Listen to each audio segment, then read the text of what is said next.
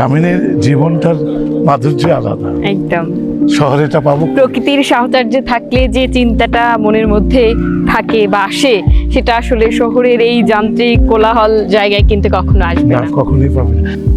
কিন্তু আমরা থাকি, আর এই পুকুরে কিন্তু বর্ষাকালে মাছ হয়। এবং এই যে একটা ঐতিহ্যপূর্ণ বাড়ি, এটা আসলে বিক্রমপুরের বা মুন্সিগঞ্জের ওই বিখ্যাত, স্টাইলে। একদম তাই না, যে সেই স্টাইলে আপনারা করেছেন এবং এত সুন্দর করে যাওয়া, এখানে আসলেই আসলে মন, যে কারো মন ভালো ভালো হয়ে যাবে। লাগারই কথা। জি, বেশ। আপনি বসে নাকি?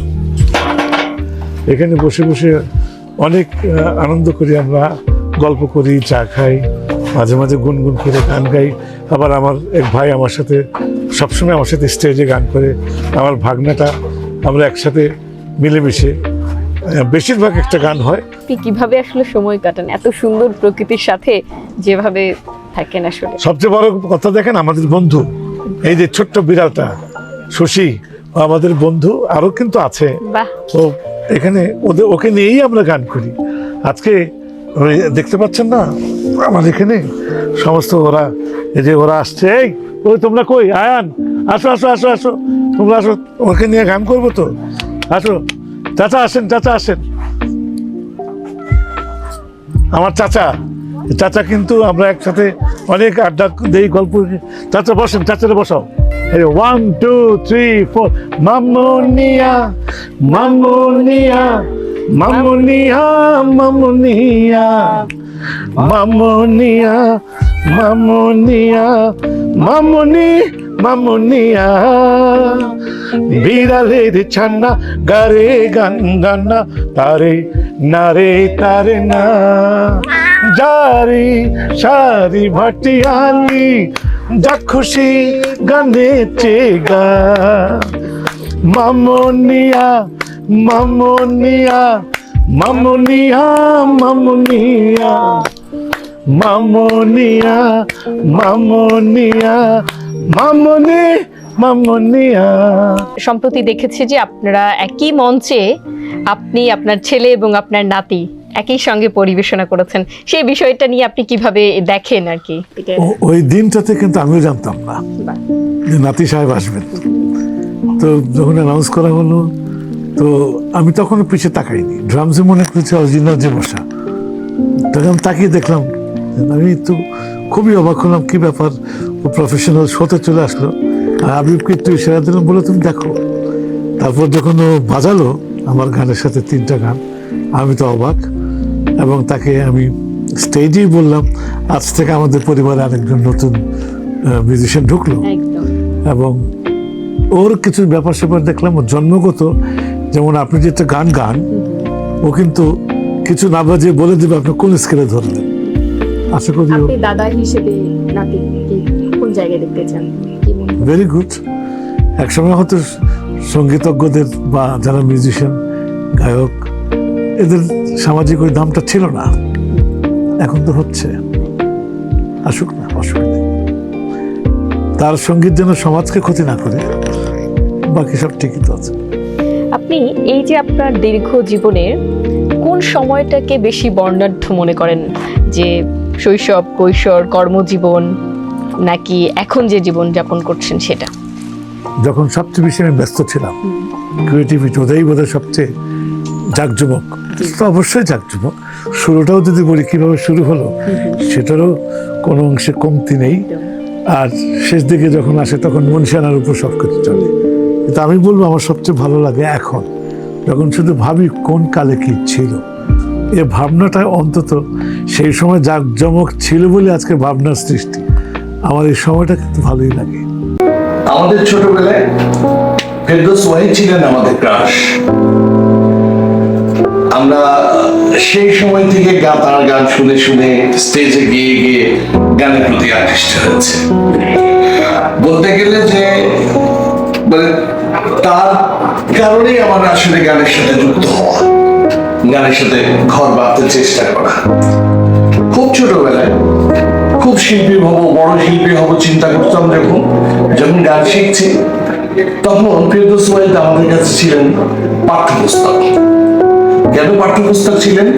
তার অসম্ভব গায়কী কি সুন্দর করে গাইতেন তিনি, আর উচ্চারণ মানে একদম সুন্দর উচ্চারণ আধুনিক গানের জন্য।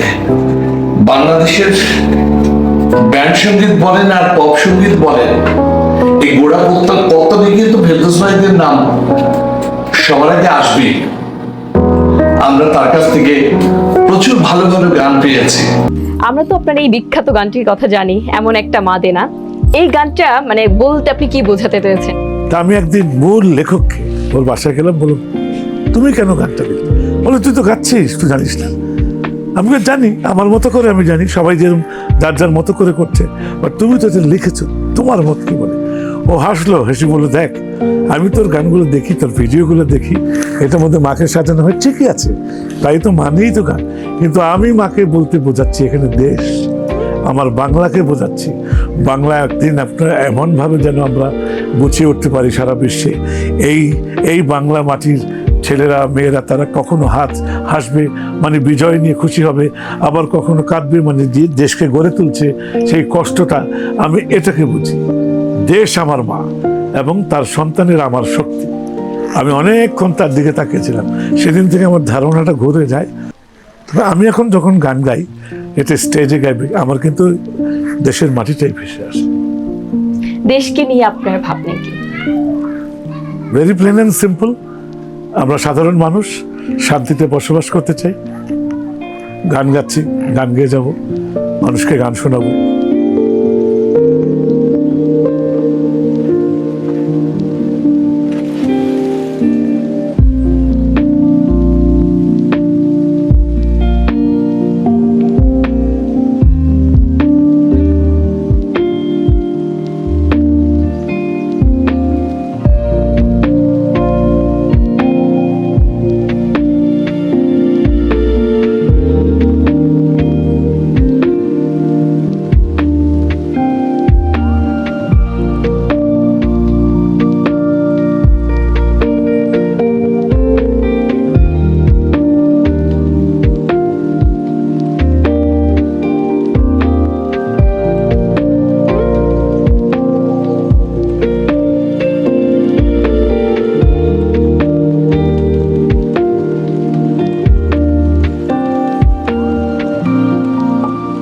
আমি দর্শকদের মধ্যে যদি কোনো উঠতি বা ইচ্ছা আছে এমন কেউ থাকে শিল্পী হতে চায়, শুধু আমি এটুকু বলবো, চর্চার কোনো শেষ নেই, চর্চার কোনো বিকল্প নেই।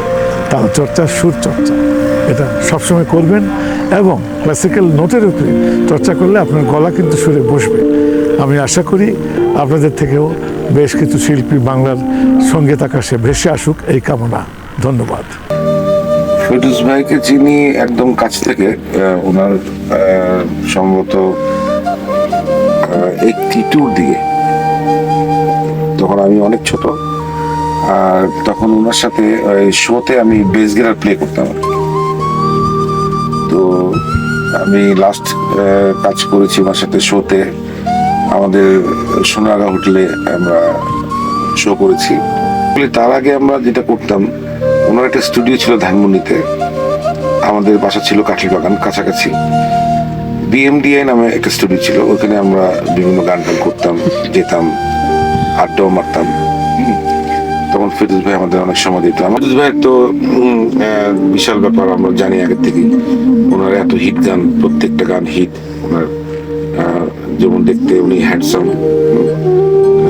ওনার গানও ঠিক মানে এরকম জনপ্রিয়তা শীর্ষে ছিল। এখনো মানুষ গান শুনে।